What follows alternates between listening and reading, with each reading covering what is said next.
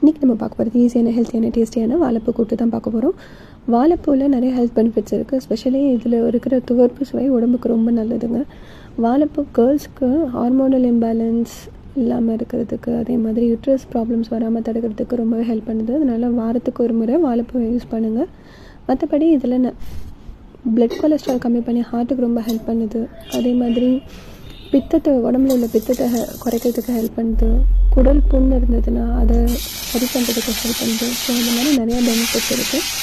அடிக்கடி சாப்பிட்டு கொஞ்சம் ஹெல்த் பெனிஃபிட்ஸ் அடைங்க. இதை எப்படி செய்கிறதுன்னு பார்க்கலாம். முதல்ல வாழைப்பூவை ஆஞ்சி சின்னதாக கட் பண்ணி ஒரு மஞ்சள் போட்ட தண்ணியில் ஒரு 10 minutes போட்டு வச்சுருங்க.